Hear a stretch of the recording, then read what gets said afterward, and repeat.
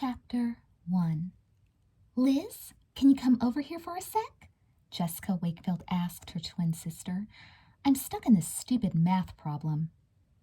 It was Monday afternoon, and Jessica was doing her homework at the table in the Wakefield Spanish-styled kitchen. California sunlight streamed through the windows. The twins' older brother, Stephen, was working on his homework too, and driving Jessica and Elizabeth crazy at the same time. Stephen was 14, 2 years older than the twins, and could be close to impossible at times.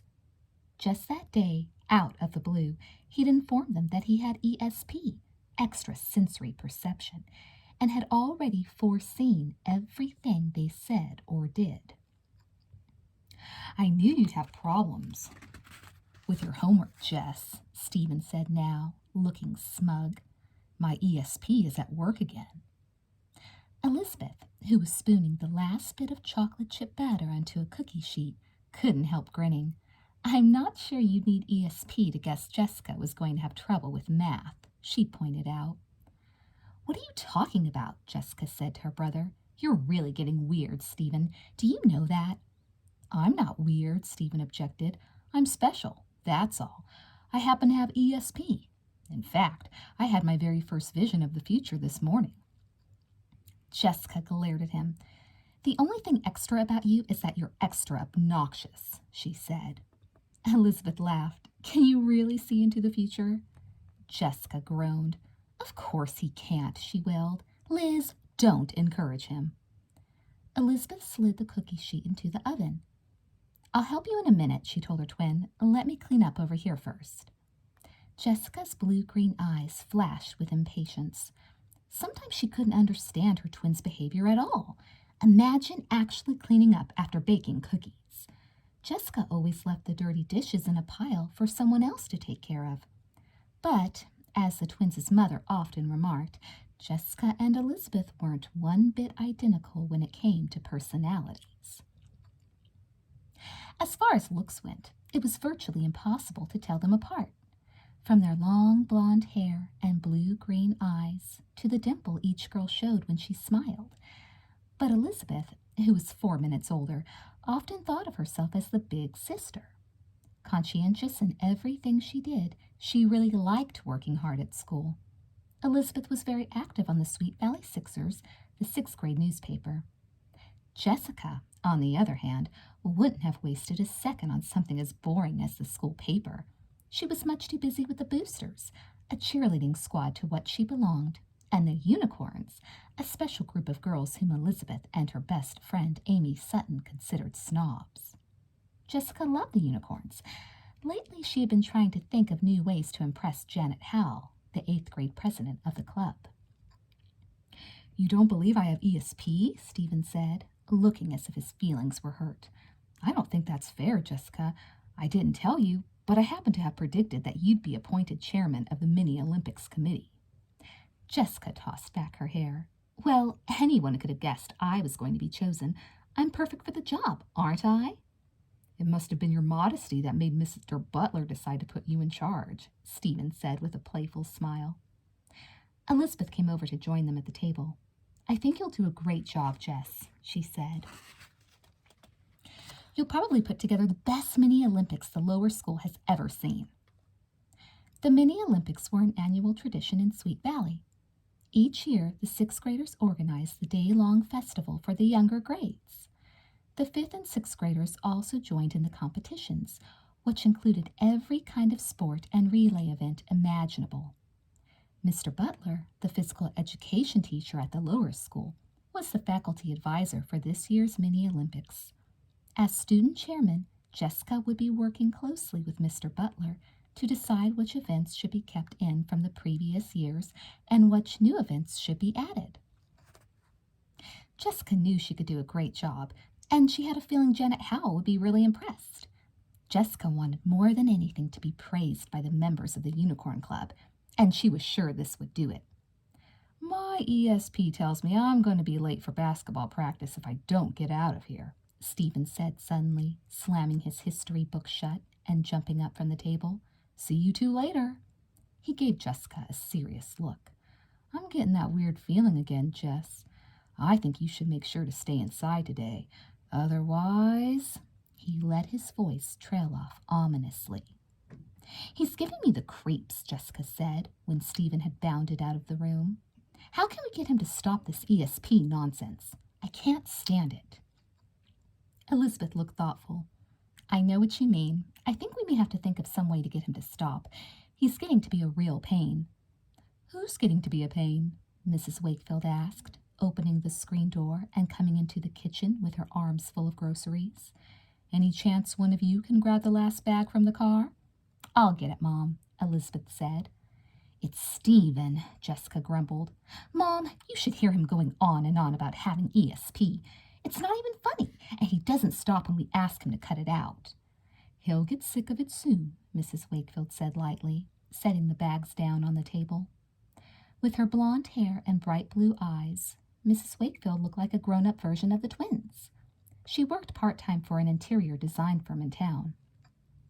But we don't want to wait for him to get sick of it, Elizabeth protested, coming back inside with the bag of groceries. Can't you talk to him about it, Mom?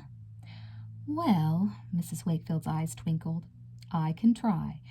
But if I know your brother, he's not going to stop until he gets good and sick of it. She smiled at the twins. I'm surprised you two haven't already put your heads together and thought of some way to make him stop. You're usually good at that sort of thing. Jessica's eyes shone. You're right, Mom. She looked long and hard at Elizabeth. I don't know why we haven't struck back sooner. We've just got to figure out some way to make him hate ESP as much as we do. Elizabeth giggled. No doubt about it. Things were always exciting when Jessica Wakefield decided it was time to take action. Elizabeth still had almost an hour before her mother needed her help with dinner, and she decided to ride her bicycle to the library to see if they'd gotten in any new mysteries. She and her best friend, Amy Sutton, both loved to read. They would take turns getting books out from the library and trade them back and forth. Mrs. Donaldson, the librarian, gave Elizabeth a knowing smile when she came in. We just got the latest Amanda Howard mystery in, she said with a twinkle in her eyes. Something told me you might be interested in it, so I tucked it away under my desk. Elizabeth's face lit up. She thanked the librarian before moving away to look at the new books shelf in the young reader's room. To her surprise, she saw Pamela Jacobson, one of her classmates, sitting in an armchair by the window. Hi, Pamela, Elizabeth said with a friendly smile. I didn't know you liked coming to the library. Pamela was a small, pretty girl with soft brown, wavy hair which came down to her shoulders. She had a slightly pale complexion and blue-gray eyes. She looked up with a shy smile from the book she was reading. Oh, I come here all the time, she said. Do you come here often? Yes, but we must come at different times, Elizabeth said as she pulled up a chair. Elizabeth didn't know Pamela very well. Pamela had entered Sweet Valley Middle School in the 6th grade, and Elizabeth still thought of her as a new girl. I love to read, Pamela added. This book is great. Have you ever heard of Amanda Howard? Elizabeth burst out laughing. She's one of my favorite authors, she confided. Soon the two girls were discussing their favorite titles. Talk of books led to talk of the Sweet Valley Sixers school paper, which Pamela said she would like to write for. Our next issue is going to be a special one. We're covering the Mini Olympics Day, Elizabeth told her. Maybe you can write a feature story about that. Mr. Bowman said it would be good to get more people involved in it. Mr. Bowman, their English teacher, helped Elizabeth organize the paper. He was a nice man, and Elizabeth liked him, though she had to agree with Amy that he was the worst-dressed teacher at the middle school. Sometimes he even wore striped shirts with plaid pants. Pamela looked pleased. I'd like to, she said. Are you excited about the Mini Olympics? Elizabeth asked her. Did they have something like that at your old school? Pamela blushed. I can't really do anything athletic, she said, looking down. I've got a heart condition. The school I used to go to was for special kids. We didn't have anything at all like the Mini Olympics. Elizabeth felt like kicking herself. She hadn't known that Pamela's old school was for disabled children, but she should have remembered that Pamela wasn't allowed to participate in gym class. It's okay, Pamela said, quickly, seeing how uncomfortable Elizabeth was. Believe me, Elizabeth, I like it when people forget I'm different. She looked shy. It's much worse when people remember and make a big fuss. The truth is, I'm fine as long as I don't overdo anything. I mean, I can't run, and I'm not allowed to exert myself very much, but as long as I follow everything my doctor tells me to do, I'm perfectly fine. Elizabeth looked at her with admiration. You have such a good way of looking at it. You seem to want to do everything you can for yourself. That's why I left Ridgedale, Pamela told her. Because everyone there was special, I started to think of myself that way too. She frowned. Some of my teachers thought I was making a mistake when I said I wanted to try a regular school. They thought I wouldn't be able to keep up, that I'd feel left out. Again, Elizabeth felt terrible for having brought up the mini Olympics. It seemed just the sort of event that was bound to make Pamela feel excluded. Pamela appeared to read her mind. Every once in a while there's bound to be something I can't do, she said softly.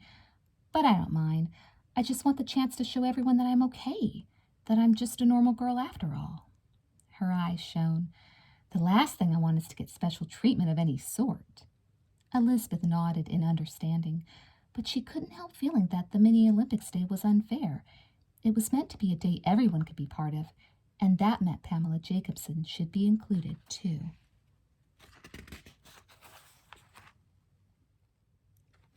Chapter 2. I'm really glad Mr. Butler chose you to be in charge of the Mini Olympics, Janet Howell told Jessica the next day. The girls were all changing into their striped gym shorts in the locker room. A small group of unicorns had clustered around Jessica and Leela Fowler, including Betsy Gordon, Tamara Chase, and Kimberly Haver, seventh graders whom Jessica particularly wanted to impress. Leela Fowler, a tall, slender girl with auburn hair and a pretty face, was also a unicorn. She was the only daughter of one of the wealthier men in Sweet Valley. Whatever she'd ever wanted was hers for the asking. Leela had been selected assistant chairman of the Mini Olympics, but from the expression on her face when Janet spoke, it was apparent she wasn't pleased about Jessica having been put in charge ahead of her. What sort of events are you planning to add this year? Leela asked casually. Jessica had been giving this matter a great deal of thought. She wanted to make the Olympics more competitive. Usually the classes were divided into 4 equal teams: the red team, the blue team, the white team, and the black team. Points were awarded to each team throughout the day, and at the end of the Mini Olympics, one team was declared the victor. I think we need to have individual trophies this year, Jessica declared, and we should have more field events, more jumping activities, and a triathlon of some sort. That's a great idea, Janet said, her eyes shining. I'm really proud that the unicorns have 2 members working on the committee, she added. Leela groaned. Jessica, you just want to add more events that you happen to be good at, she complained. Everyone knows what a good jumper you are. Shouldn't you be a little fair to the rest of us? Jessica glared at her. The whole point is to make it a contest, she pointed out. If it's too easy, where's the challenge? Leela didn't look as if this answer satisfied her. You know, I have some really good ideas, she began. What's keeping you guys? Ms. Langford wants us to start up a volleyball game, Ellen Reitman said, strolling over to the group assembled in front of the lockers. Miss Langberg was their gym teacher. Ellen was another unicorn. Jessica, however, hadn't even noticed Ellen's arrival. She was far too annoyed with Leela. Why does she always try to steal the spotlight away from me, thought Jessica. Isn't it bad enough that she gets a huge allowance and that her father buys her anything she wants if she so much as asks? Jessica's face was burning. She had to show the others that Leela couldn't get away with criticizing her this way. Leela, I think it would be a lot easier for us both if you were behind me, she pointed out. Leela's eyes flashed. Behind you? I guess that means just shutting up and letting you do whatever you feel like. Ellen put her hand on Leela's arm. What's going on here? She asked, disturbed. Ellen liked Leela and Jessica and clearly wanted to end the argument. You two shouldn't be arguing, Janet said. The whole point is that it's wonderful to have 2 unicorns on the committee. Her face looked dreamy for a moment. Do you suppose you could have a purple team this year? Everyone laughed. Purple was the unicorn's favorite color. They used it wherever and whenever they could, and each of the members tried to wear at least one piece of purple clothing each day. Like the name of their club, it was supposed to signify how special and beautiful they were. Janet is right, Tamara chimed in. You two should be working together. The important thing is to make sure the unicorns get all the glory, no matter what. Remember? Jessica didn't say anything. She couldn't help thinking that she and Leela were fighting about more than just the mini Olympics. Leela was too spoiled to let Jessica take charge without making things difficult for her, Jessica decided. But Leela hadn't counted on one thing, Jessica thought with determination. She wasn't going to budge an inch. She had very definite plans about the mini Olympics, and she fully intended to see them carried out. Pamela Jacobson took a deep breath as she walked from the locker room into the chilly gymnasium. This was the hour of the day she dreaded most. She bet none of the other girls even thought twice about taking gym class. It must seem like nothing to them. But for Pamela, it was an ordeal. For as long as she could remember, Pamela had been a special case. It started the minute her parents learned that she had been born with a rare heart condition. Pamela was the youngest one in her family and the only girl.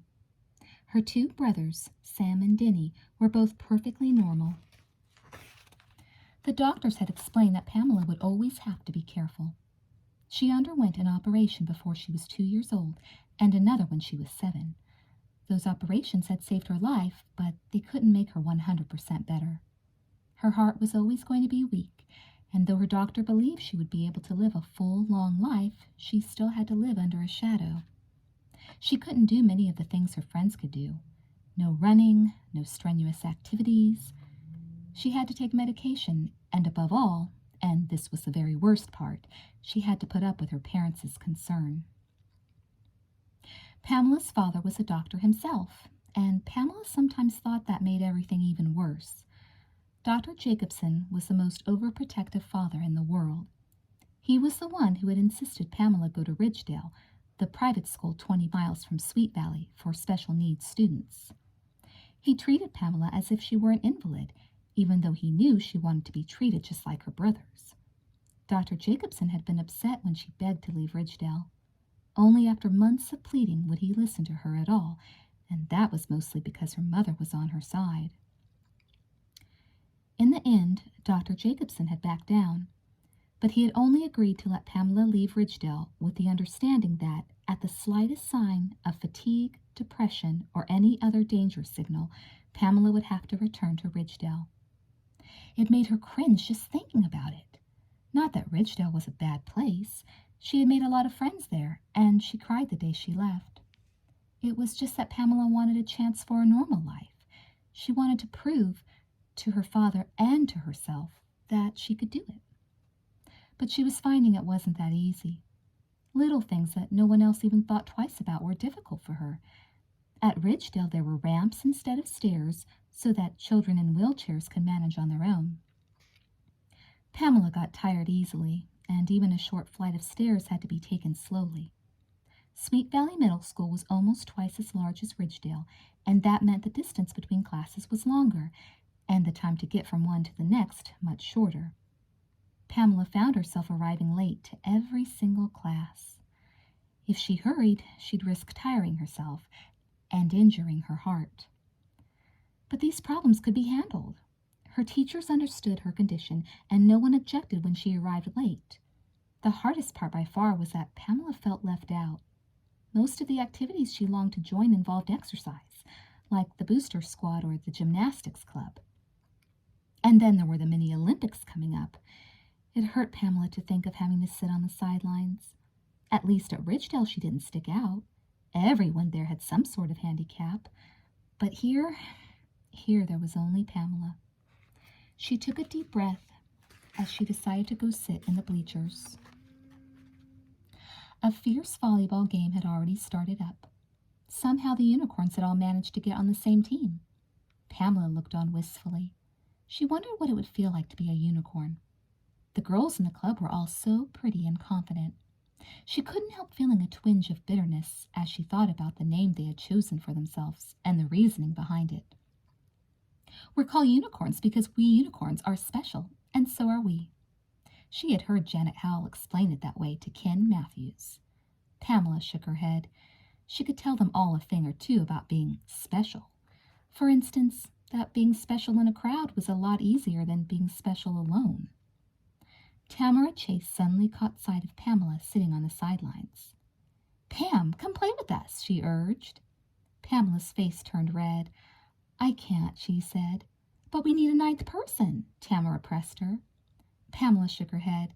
"No, really, I'm not allowed to." Tamara frowned. She didn't say anything, but her message came through to Pamela loud and clear. She could feel tears welling up in her eyes. "I'm such a weakling," she thought, feeling completely disgusted with herself. The tears spilled over and Pamela got to her feet. She stumbled blindly to the door of the gymnasium. Why had she chosen to sit in on gym class today? If only she had gone to study hall instead. Maybe her father had been right after all. Maybe it had been a mistake to believe she could fit in. She wasn't normal at all. She'd been foolish to believe she could make it through the year. "Poor Pamela," Elizabeth murmured to Amy. They were in the cafeteria, looking over at the small brunette who was eating lunch by herself. Elizabeth and Amy were talking about what had happened in gym class that morning. They really sympathized with Pamela. Elizabeth couldn't imagine what it must be like, feeling so shut out from ordinary activities. Turning to Amy, she said, "Let's go over to see her. Maybe I can talk to her again about the newspaper." Amy nodded enthusiastically, and the two girls hurried across the cafeteria, their trays in hand. Pamela's eyes brightened when she saw them, but Elizabeth could see she had been crying. "Volleyball," Elizabeth said after a minute, "is probably the world's stupidest game." "Yeah," Amy added. "I can't stand it. I hate it when Ms. Langberg makes us play." Pamela wiped a tear from her cheek. "You guys are just trying to cheer me up," she murmured. Elizabeth giggled. "Who, us? Amy, did you just hear what she accused us of doing?" Amy pretended to cover her ears with her hands, and in spite of herself, Pamela began to smile a little. "I know it's silly to get so upset," she said softly. "The thing is, I feel like, I don't know, like such a wimp. I hate not being able to do what everyone else does." "It must be really hard," Elizabeth said softly, sitting down beside her. "I think you've got a lot of guts, Pam. You promise you'll let us know if there's ever anything we can do to help you?" Pamela sighed heavily. "I'm afraid no one can help me with the thing I want," she said. "I want to prove to my father that I can make it here, that I don't need to be in this special school." She looked miserable. "He's already been saying that I look more tired than I did last year when I was at Ridgedale, and he's upset because I'm left out of so many activities." She bit her lip. "I think he's been trying to convince my mom to have me transferred back to Ridgedale." Pamela shook her head. "And I just want to convince him that I can do it, but I don't know how." Elizabeth and Amy exchanged glances. The thought of Pamela being sent back to Ridgedale upset them both. Elizabeth decided then and there to talk to Jessica about taking Pamela's case into consideration in planning the mini Olympics. "Don't worry, Pam. We'll help you find some way to stay," she said quickly. Elizabeth knew her promise was rash, but she also knew she had to do something to help. Chapter 3. "Okay, Liz, now remember the plan," Jessica whispered to her sister. The twins were out in the backyard by the Wakefield swimming pool, enjoying the late afternoon sunlight and waiting for their brother to get home from basketball practice so they could try out their scheme. "I still don't think it's going to work," Elizabeth objected. Jessica's blue-green eyes were indignant. "Trust me, Lizzie, as soon as we make Stephen feel he really does have ESP, he's going to be really scared. The only reason he's been going on and on about it is because he thinks it's all a joke." Elizabeth had planned to talk to her sister about Pamela Jacobson and the mini Olympics the minute she got home, but she had found Jessica so excited about her plan to get back at Stephen that she couldn't get a word in edgewise.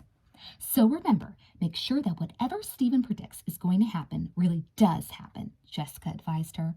"And be sure to egg him on. Ask him all about his visions and let's pretend to get really scared." She grinned. "As soon as we start to take him seriously, he's going to flip. He'll be sorry he ever said a word about ESP." "I bet you guys are glad I'm here," Stephen declared a moment later, opening the screen door and coming out to join them. He had a bag of cookies in one hand and a carton of milk in the other, and Elizabeth made a face. "How can you eat all that junk is beyond me," she muttered. Stephen stared. "I had a premonition today," he announced. "My ESP is getting stronger all the time, you guys. This morning," he popped a cookie in his mouth, "I had the most amazing feeling that one of you was in trouble." He chewed the cookie solemnly. "It was about 10:30, he added. Jessica poked Elizabeth, her eyes widening with mock horror. 10:30? Are you serious?" she gasped. "Yeah," Stephen said, surprised by the strength of her reaction. So far, no one had paid any attention to any of his omens. "Why?" he asked. "Was I right? Did something happen to one of you?" Jessica paused dramatically. "Stephen, I didn't believe you up until now, but you really must have ESP." She shuddered. "I was in gym class at 10:30, and I just missed getting hit in the head with a volleyball. Miss Langbird said I could have been hurt really badly." Stephen's eyes widened. "Wow," he said. "That really happened at 10:30? Jessica nodded energetically. "Cross my heart," she fibbed. Elizabeth knew the nudge her twin was giving her meant it was her turn. "What about me? Have you had any weird feelings about me lately?" she asked. Stephen thought for a minute. "Well, yeah, I guess I did. This afternoon, during basketball practice, I had the sudden feeling that you had just found some money." He looked closely at her. "But I guess ESP isn't right 100% of the time, is it?" Elizabeth winked at Jessica. "I can't believe it," she said to her brother, feigning astonishment. "You must have overheard Amy Sutton telling someone about the $5 bill I found on the way home."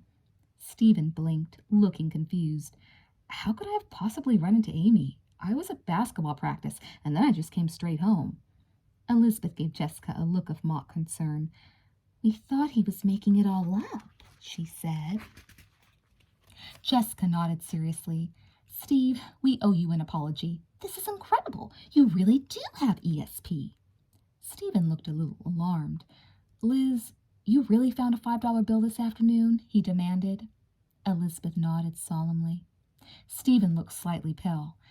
Listen, I've got to make a phone call," he said abruptly, getting up from the deck chair and hurrying across the patio toward the back door. Jessica and Elizabeth exchanged triumphant grins. "See, I told you," Jessica said happily. "He never really expected we'd start taking him seriously. Now that he thinks he really has ESP, he's scared to death." Elizabeth looked thoughtful. Now that her brother was gone, she wanted to turn the conversation to Pamela. "Jessica, I've been wanting to ask you something about the mini-Olympics," she said. "I know you've been putting a lot of time and effort into the whole thing, and I'm really impressed with some of your ideas. But there's one thing that's been bugging me." "What's that?" Jessica asked, only half listening as she thumbed through her notebook, looking over the plans she and Mr. Butler had drawn up so far. "Well, I had a talk with Pamela Jacobson at lunch," Elizabeth began. "It really made me do some serious thinking.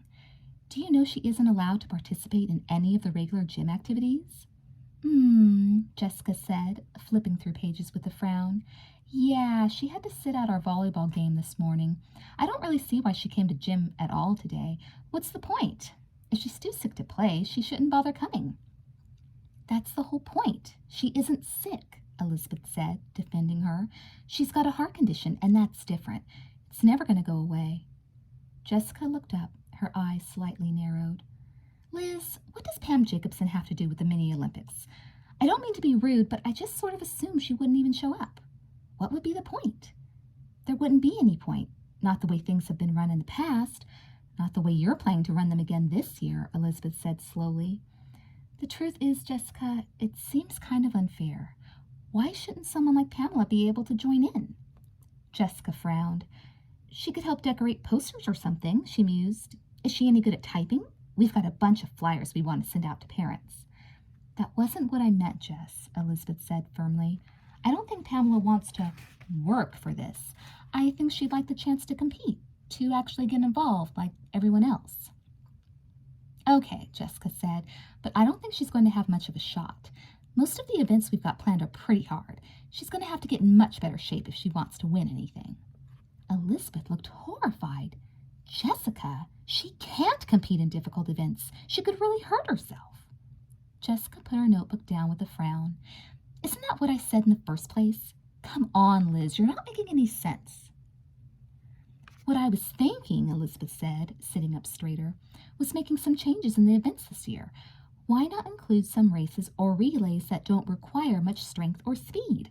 What about adding a talent contest in the afternoon or having a tent with puzzles and games in it? That way some of the smaller kids in the lower school would participate too. Jessica sighed. That sounds like a nice idea and everything, Liz, but Mr. Butler and I already put tons of work into the arrangements. You wouldn't believe how much time it's taken. Besides, what's the point of going to all the trouble to rearrange everything when I like it the way it is? It doesn't seem to me like it would take that much work, Elizabeth said, and I think it would really be worth the extra trouble. Jess, think what it must feel like for Pamela. Here she is, trying to prove she can make it in a normal school, and what does she find? That she isn't allowed to take part in half the things the rest of us do. She looked intently at her twin. Try to picture something you do every day that you never think twice about, like climbing the stairs or something. Yeah, Jessica said. I'm picturing it. Well, now think about what it would be like if you had to make a really big effort to do it, just to climb the stairs, Elizabeth exclaimed, upset. Listen, I feel sorry for Pamela too, Jessica assured her sister, but I don't see any way to solve her problem. Who knows, she added, picking up her notebook again. Maybe it was a mistake for her to try coming to a regular school. Maybe she should have stayed where she was. I can't believe you can even say something like that, Elizabeth cried. Jessica Wakefield, take that back. Jessica looked up at her with surprise. Okay, I take it back, she said quickly. She wasn't used to seeing her sister so upset, and she decided she had better keep things calm. She promised to think over what Elizabeth had suggested.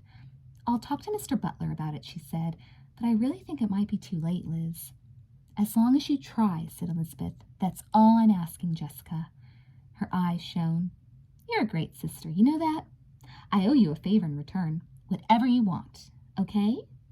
Jessica's face brightened. Good, she said, setting her notebook down again for good. Because I do have a favor to ask of you. She leaned forward confidentially. It has to do with Stephen. I've got the perfect plan to finish off what we started this afternoon. With a little luck, we should have him so frightened he won't even be able to look at his own shadow without getting the creeps. Elizabeth sighed. What have you got in mind this time? She asked. Knowing Jessica, it could be anything. Elizabeth hoped she hadn't spoken too soon when she'd promised to help her. You know, Stephen, Jessica said that night at dinner, buttering a piece of bread. I looked up ESP at the library the other day, and according to the book I found, people who have it sometimes see visions, usually at night. Stephen put down his glass of milk, frowning at her. Really, I haven't seen anything at night, he said. Stephen, you've barely eaten a thing, Mrs. Wakefield exclaimed, looking concerned. Stephen's enormous appetite was a big joke in the Wakefield household, and any change was usually a sign that something was seriously wrong. I'm just not very hungry, Stephen said. Jessica gave Elizabeth a meaningful look. Their plan seemed to be working. Maybe you're being affected by the supernatural vibrations, she suggested hopefully. Maybe that's what's spoiling your appetite. Sounds to me like too many chocolate chip cookies after school, Mrs. Wakefield said with a smile. Maybe, Jessica said, taking a bite of her hamburger. You'll see a spirit one of these nights when you're sleeping, Stephen. Did you ever think of that? Stephen was beginning to get angry. I don't see things, Jessica, he muttered. He got up from the table, threw down his napkin, and stormed out of the room. What on earth? Mrs. Wakefield began. He's just a little touchy today, Jessica said sweetly. Liz and I think his ESP is beginning to get to him. Mr. Wakefield gave Mrs. Wakefield a concerned glance. I hope he's all right, he said. You don't think he really believes any of this nonsense he's been feeding the girls about ESP, do you? Jessica and Elizabeth exchanged glances. Stephen might not have believed it to begin with, but with their help, he was obviously starting to get worried. And after what they had planned for that night, he was never going to consider ESP a joking matter again. Chapter 4. I still think this is a bad idea, Elizabeth said in a low voice. She and Jessica were out in the garage, using flashlights to find their way in the dark. It was past midnight, and they were trying their hardest not to make any noise. If Mr. or Mrs. Wakefield found out they weren't in bed, they'd get in very bad trouble, not to mention the fact that they were about to do something really rotten to poor Stephen. Elizabeth felt terrible about it. She wished she hadn't promised Jessica a favor. "Shh," Jessica said. She almost tripped over a piece of garden hose, and her face went white as she grabbed Elizabeth by the arm. "Darn, it's so hard trying to do this in the dark." "Let's forget it," Elizabeth begged her. "Can't we just keep doing what we've been doing? Stephen's already getting spooked. He'll cut out this ESP stuff any day now." But Jessica had already managed to get the ladder off its hooks on the garage wall. "No way," she whispered back. "We've got to teach him a lesson. Help me with this thing, Lizzie. It weighs a ton." The twins had to struggle with the ladder before they got it safely out of the garage. It was heavier than they'd expected, and so it was no easy chore to carry it over to the side of the house where Stephen's bedroom was located. Jessica took the ladder from her sister and opened it up against the side of the house. "That's perfect," she whispered. "Now, stay right here while I go back for my ghost costume." Elizabeth shook her head and frowned, but before she could say a word, Jessica was running back to the garage in the dark, her flashlight making a bright, bouncing mark as she ran. It was chilly out, and Elizabeth shivered. It seemed ages before Jessica came back, holding a white sheet in her hand. It was left over from a Halloween party. "Remember, pass it up to me once I'm up at the top," Jessica whispered as she started to climb the ladder. "I really think we should go back inside," Elizabeth said again, this time more firmly. "Jess, what if we really scare him? He could get hysterical or something." "You promised to help out," Jessica reminded her. "Don't worry," she added. "He may be scared for a second, but then he'll probably just laugh. And he'll definitely get the idea. Then we won't have to hear any more about ESP." Elizabeth laughed. "I guess he does deserve it," she admitted. "Remember the time he scared you in that ridiculous creature from the Black Lagoon costume of his?" On Halloween night, Stephen had tormented Jessica by sneaking into her room in the dark and giving her the shock of her life. The more Elizabeth thought about it, the more she had to admit that Stephen deserved a taste of his own medicine. "I remember," Jessica said grimly. "He'll be sorry for that, and for this ESP nonsense." Soon she had climbed up to the top. The ladder was wobbling quite a bit, and Elizabeth began to feel nervous. "Careful," she warned, steadying the ladder with both hands. Jessica reached down. "Give me the costume," she instructed. Elizabeth passed it up to her, watching anxiously as Jessica balanced on the top of the ladder, holding onto the window ledge as she draped the sheet over herself. There were 2 holes cut in the sheet for the eyes, and Elizabeth thought Jessica really did look scary.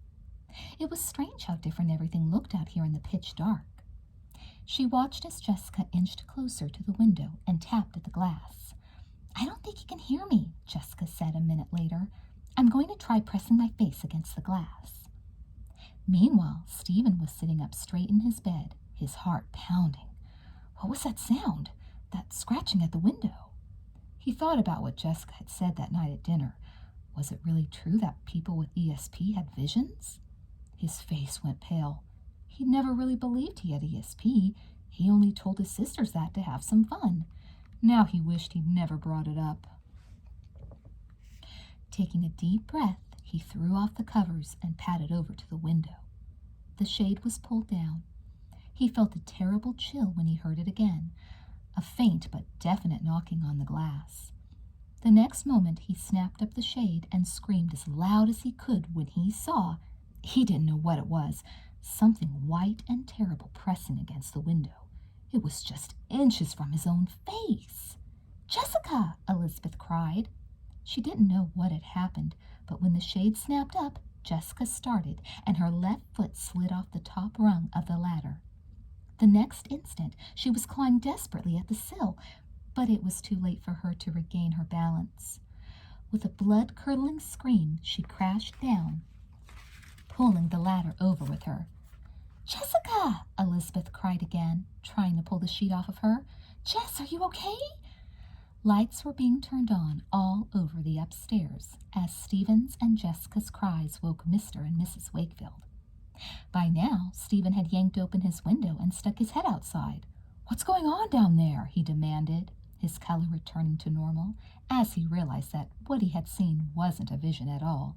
Stephen, get Mom and Dad, quick, Elizabeth cried. Jessica's hurt. Jessica? Stephen choked out. Why, that little... His anger settled down as the meaning of Elizabeth's words finally struck him. Is she okay? I'll be right down, he cried. Don't tell them, Jessica moaned, trying to pull herself up. Liz, they're going to kill us. Are you all right? Elizabeth demanded, leaning over her with concern. Gosh, Jess, I thought you'd killed yourself. So did I, Jessica grumbled. Liz, try and help me up. I think I hurt my ankle. Elizabeth gave Jessica her arm, but Jessica couldn't pull herself to her feet. Something's really wrong, Liz, she groaned, leaning over and clutching her ankle. I think I broke it. Elizabeth peered unhappily down at her sister's leg. You must have caught it in the rung when you fell, she said sorrowfully. Jessica, are you all right? Stephen hollered, racing toward them around the side of the house. Mr. and Mrs. Wakefield weren't far behind. What on earth is going on here? Mr. Wakefield said angrily. The latter was lying on the grass, and Jessica, her face stained with tears, was sitting shivering beside it, the sheet still wound partially around her. The ladder fell, Jessica whispered. Jessica's hurt, Elizabeth said quickly, shining the flashlight toward Jessica's leg. Look, her ankle's starting to swell up. She's not really hurt that bad, Stephen said, looking disgusted. Jessica, what do you think you were doing? I thought you were, he swallowed, a burglar or something. Jessica looked up fearfully at her parents' stormy expressions. We were just trying to scare him a little, she whispered. We were pretending I was a spirit. She gulped. We were sick of him acting like he had ESP. Mr. Wakefield knelt down on the grass, expertly gripping Jessica's ankle. Tell me when it hurts, he said, putting a slight pressure on the bone. Ouch! Jessica cried. I think, Mr. Wakefield said, getting up with a frown, that you and I had better make a trip over to the emergency room, Jessica. We'll talk tomorrow morning about what you two girls were up to and why. For now, I think we had better get a doctor's opinion about that ankle. Jessica looked pale as her father picked her up in his arms. She knew she and Elizabeth were in trouble, but she was even more upset about her ankle. It hurt so badly it took all she had not to cry. She couldn't believe her bad luck. She just had to hope against hope that it wasn't broken. Well, Dr. Lawrence said, coming out to the waiting room of the hospital, where Jessica and her father had been waiting for half an hour. We've got the x-rays. You're lucky, Jessica. It's just a bad sprain. Jessica let out a long sigh of relief. That's great, she said. I've got so much to do in the next few weeks. I don't know what I would have done if it was broken. Well, the doctor said, frowning down at the x-rays, I hate to disappoint you, but you're going to find day-to-day activities a little difficult for the next couple of weeks, anyway. What do you mean? Asked Jessica. Well, you've got quite a nasty sprain, Dr. Lawrence told her. Most people don't realize it, but a bad sprain can be more painful than a break and take almost as long to heal. You're not going to be able to put any weight on your left ankle for at least 3 weeks. Jessica's eyes widened. How am I going to get around? You mean I can't even walk on it? That's right, Dr. Lawrence smiled. A look of horror washed over Jessica's face. I wouldn't be so upset. You'll be able to use crutches, so you won't be confined to your bed or anything that drastic. He wrote something down on a piece of paper and handed it to Mr. Wakefield. I'm prescribing this for pain, he said. She should keep these to a minimum, 1 or 2 every 4 hours, as needed, for the first few days. He turned back to Jessica. You'll have to keep the ace bandage wrapped tightly around your ankle all the time, except when you're taking a bath. When you're sitting down, I want you to keep your leg elevated, and under no circumstances put any weight on it at all. Jessica bit her lip. But I'm in charge of the mini Olympics, she said sorrowfully, and I'm cheering with the boosters at the game on Monday, and— No, you're not, Mr. Wakefield said. First thing tomorrow morning, I'll go out and get you a pair of crutches so you can get to school. He shook the doctor's hand. Thank you very much for all your help, he said. I think this young lady learned a lesson tonight. Haven't you, Jessica? I guess so, Jessica mumbled. She looked down at her ankle with hatred. How in the world could she have been so clumsy? This was all she needed. She had more going on in the next few weeks than she could ever remember, and she wasn't even going to be able to walk normally. Even worse, she knew that she was about to face her parents' anger, not to mention Stephen's. She had a feeling Elizabeth wasn't going to be too happy with her either. All in all, the little scheme she had cooked up to scare her brother had really backfired.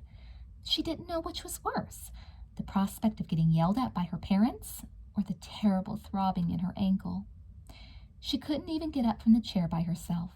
Her father had to carry her out to the car like she was some kind of invalid. I'm not going to go through a whole lot of nonsense about what you and Elizabeth tried to do to Stephen tonight, Mr. Wakefield said when they were alone. He put the key in the ignition and frowned. I think you've learned your lesson, and if you haven't yet, I think you will. He started the car's engine. I sprained my ankle when I was about your age, and I seem to remember that by the time it was better, I had made up my mind never to goof around again. Anyway, the sprain was punishment enough, and I think it will be for you too. Jessica felt a little bit better. She thought her father was being extremely soft on her. True, her ankle was throbbing, but it was only a sprain. How bad could it be? So she'd have to use crutches for a few weeks. That couldn't be that bad. No, she had definitely gotten off lightly. She couldn't wait to get home and brag about it to Elizabeth. Chapter 5. Jessica, what happened to you? Caroline Pierce shrieked, making her way through the crowd surrounding Jessica in homeroom. Mrs. Weiler, their teacher, was trying to remind the class about the chocolate bars they were selling to raise money for the class trip at the end of the year. But no one was paying attention. They were too interested in Jessica's injury. You poor thing, Caroline gushed. Caroline, a red-headed girl with a sprinkling of freckles across the bridge of her nose, was a real gossip and lived 2 doors away from the Wakefields. She loved knowing exactly what was going on with everyone, and Jessica could tell she was upset she hadn't been the first to hear about her ankle. It's no big deal, she said airily, just a sprained ankle. But the truth was, it had been a hard morning. Everything that Jessica usually did took at least twice as long. Getting downstairs for breakfast was an ordeal, let alone managing to carry her books while she used her crutches. Still, it wasn't so bad. In a way, it was even kind of fun. For one thing, she had never gotten so much attention. Everyone came up to her in the hall, wanting to know what had happened. Bruce Patman had carried her books for her from her locker to her homeroom, and he usually didn't even say hello. Bruce was a 7th grader, a really cute, dark-haired boy whose family was the wealthiest in Sweet Valley. Only one thing was making her unhappy, and that was Stephen. He couldn't believe she and Elizabeth weren't being grounded after what they'd done. He didn't believe his father's explanation that Jessica's injury would be punishment enough for her. As far as Stephen was concerned, nothing was punishment enough, so he was refusing to talk to her. He had somehow come to the conclusion that Jessica was really to blame, not Elizabeth, so he was still talking to Elizabeth. It wasn't fair. But Jessica was determined to put Stephen out of her mind. She didn't want to dwell on the mishaps of the night before either. She was just going to bask in all the attention she was getting. Leela came hurrying into homeroom. Jessica, I heard you sprained your ankle, she said, sounding sympathetic. I just couldn't believe it, but it seems to be true, she added, looking down at Jessica's ace bandage. She made little clucking noises, shaking her auburn head. I guess you won't be able to be chairman of the mini Olympics anymore, she said after a minute. Jessica's face burned. So that was why Leela was being so nice. Why not? She demanded. It's only a little sprain, Leela. It's not really a big deal, and it certainly isn't going to affect my thinking. Leela looked taken aback. Oh, well, If you need any help, she began, but Jessica didn't even want to talk to Leela about it. Luckily, Mrs. Weiler interrupted the conversation by ringing a small bell on her desk. Homeroom really had to get underway, so Jessica, using her crutches, made her way over to her desk. She noticed Pamela Jacobson giving her a sympathetic smile as she tried to arrange the crutches next to her desk. Finally, she had to lean them against the window and hop back to her desk. She didn't like what Pam's smile seemed to mean. After all, there wasn't anything really wrong with her. This was just a temporary thing. It wasn't as if she and Pamela had anything in common. Stephen still isn't talking to me, Jessica said, glumly. She and Ellen Reitman were eating lunch together. It was Thursday afternoon, 2 days since Jessica's accident, and Jessica had to admit having a sprained ankle wasn't very much fun anymore. In the first place, people weren't paying as much attention to her as they had the day before. Now that everyone had tried her crutches and heard all about the accident, they seemed to have forgotten about it. "You seem kind of down in the dumps," Ellen said. "Well, having a sprained ankle today isn't half as much fun as it was yesterday," Jessica complained. "It's getting to be a real pain. Everything I do takes twice as long. I can't even get up or down stairs without it taking practically forever." "That's too bad," Ellen said sympathetically. "I can't even ride my bike," Jessica said mournfully. "I can't do anything anymore." She stuck her lower lip out. "And no one's even paying any attention to me. I don't think anyone even cares about my ankle. Besides you, Ellen," she added hastily. She knew she was complaining, but she couldn't help it. Things suddenly seemed extremely gloomy. Cheering with the boosters, of course, was out. Jessica couldn't practice, so she sat on the sidelines and watched, feeling left out. They were supposed to be learning a new cheer that week, too, and she was sure she'd never get the hang of it by the time her ankle was better. Then there were the mini Olympics. Jessica had devoted so much time to planning them, and now she could barely make it to the meetings on time, let alone control them. It was infuriating. And Leela Fowler really seemed to be taking advantage of her predicament. She kept insisting that Jessica allow her to do more work now that she was injured. If Mr. Butler had anything special he needed done, Leela begged him to let her do it, since, as she kept saying, it would take so much effort for poor Jessica on crutches. It was clear that Leela was trying to take over her job, and Jessica couldn't stand it. "You don't seem very happy," Ellen said. "I guess it isn't much fun having to hobble around all the time." "I'm not hobbling," Jessica protested, putting down her sandwich. She'd lost her appetite. "I guess I'm getting a little tired of it," she admitted. "There are so many things I feel like doing, and it's no fun being left out." "I know," Ellen said feelingly. But Jessica wasn't sure she did know. Ellen had never been left out of anything. Until that week, Jessica hadn't been either. She didn't like it, not one little bit. "Today is it," Miss Langbird said, after she had blown her whistle and gotten everyone's attention. "And I mean it. This is the final volleyball game, and I want you girls to give it all you've got." Jessica sighed. She was sitting on the bleachers, watching the unicorns giggling and patting each other on the back as they faced the net. She couldn't stand it. Here it was, Friday, another long day dragging around on crutches. She'd do anything to be out there with Janet, Leela, and the others. "Hi, Jessica," a familiar voice said. Pamela Jacobson had come over and was standing next to her. "Mind if I join you?" she asked timidly. "No, go ahead," Jessica said with a sigh. "Not much fun, is it?" Pamela said. She sat down, and the two girls watched the volleyball game in silence. "This is what I hate the most," Pamela said after a while. "I don't think there's anything in the world as bad as having to sit on the sidelines." Jessica looked up at her thoughtfully. She hadn't known that Pamela wanted to be part of things so badly. "I guess you're right," she said. "Of course," Pamela added, as if she were reading Jessica's mind, "it's probably worse for you. I mean, I've always been this way. It must be a lot harder if you're used to being in the middle of everything." Jessica pretended to look at her fingernails. She didn't like to admit it, but it occurred to her, for the first time, that she had never really considered what it must feel like for Pamela. She shrugged. I don't think so, she said. I think it must be harder for you. I mean, I've only got to put up with this dumb ankle for the next couple of weeks. Pamela thought this over. Yeah, she said finally, maybe you're right. The two sat together in silence for a while, watching the volleyball game. Jessica kept thinking how different it all looked from the sidelines. Everyone seemed to be having such a good time. Sometimes, Pamela said, I think I should just give up and go back to Ridgedale. Jessica forgot that she had said almost the same thing to Elizabeth just a few days earlier. She looked at Pamela with horror now. Don't say that, she said. I'm sure things will change around here. Once everyone gets used to your condition, things will get easier. Pamela shook her head. The thing that really gets to me is that at Ridgedale I was an outsider too, because I was so much better off than most of the kids. They resented me a little, she sighed. I guess I hoped I'd finally feel like I belonged once I got to Sweet Valley.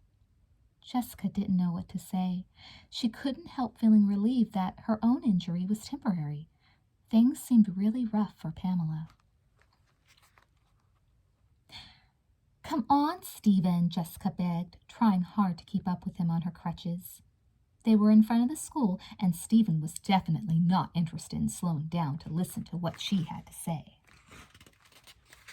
How many times do I have to say I'm sorry? She cried. Stephen turned to glare at her. Sorry isn't good enough this time, he snapped. How would you like it if I tried to scare you to death? Jessica felt exhausted all of a sudden. The crutches were beginning to hurt her underneath her arms. She was also sick and tired of begging Stephen to forgive her. If you weren't such a big baby, you wouldn't have been scared.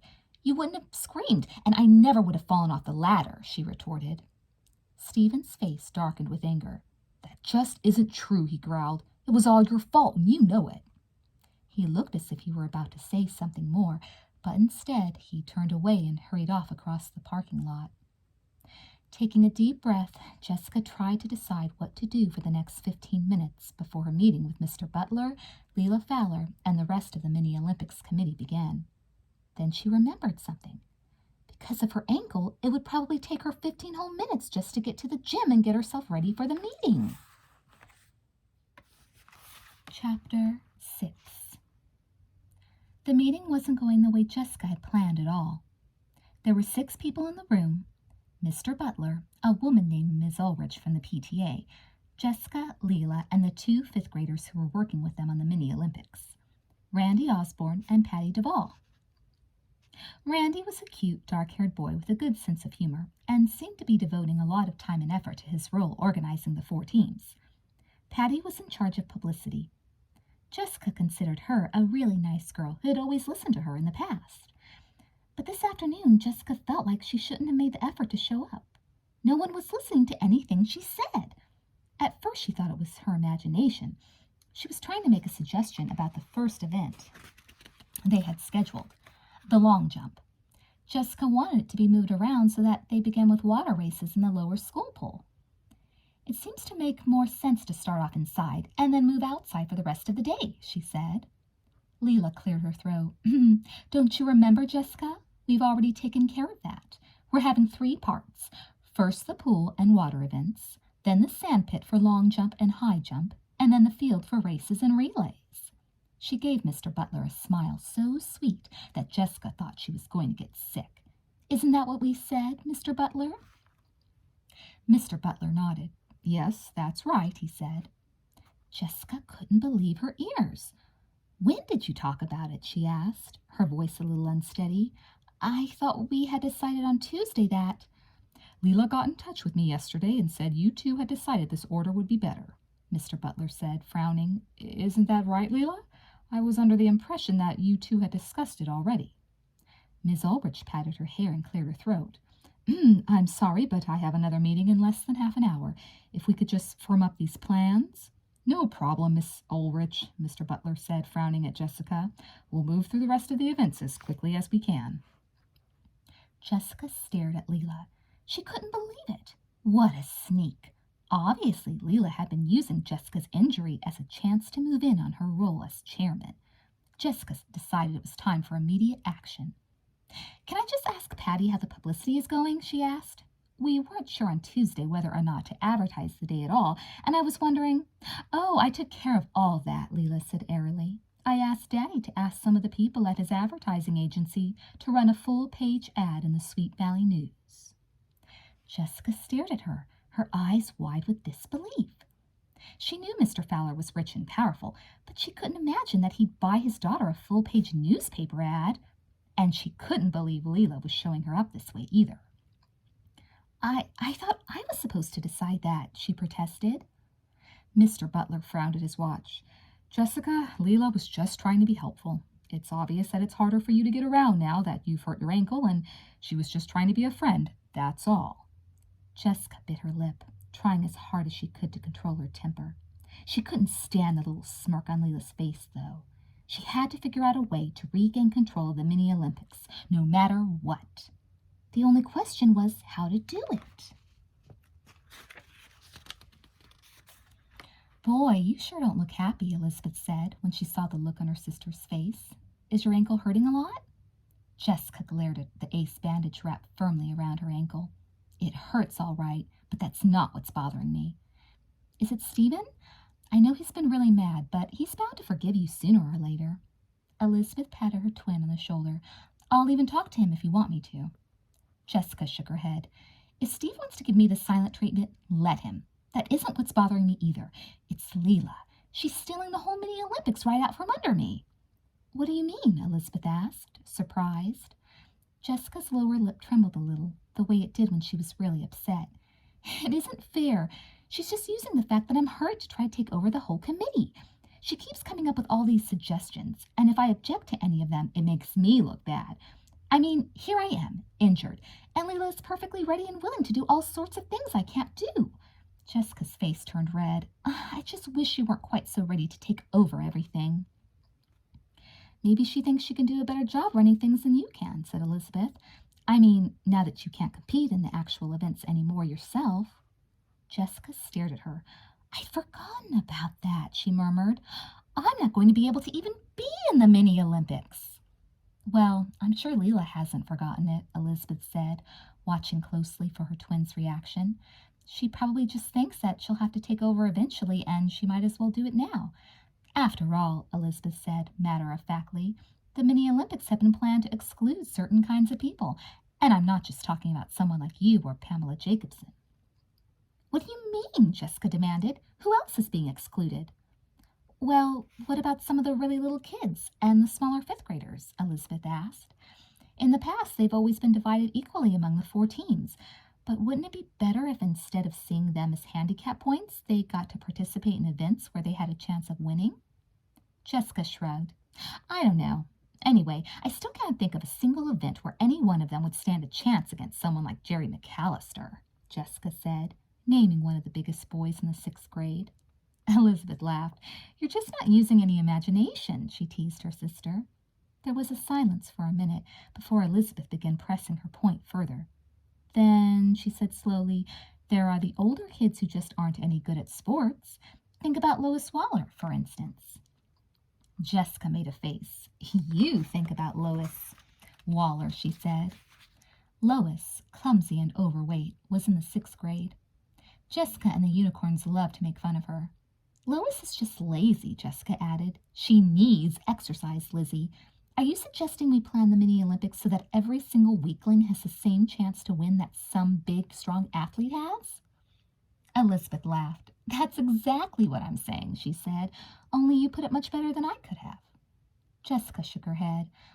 "Only you would consider remaking the mini-Olympics so that Lois Waller and Pamela Jacobson could win blue ribbons, Liz. It's a nice idea and everything, only I just don't see how—" "And," Elizabeth cut in, "of course you'd get all the credit for thinking of it, wouldn't you?" Jessica stared. "What do you mean?" she demanded. Elizabeth shrugged.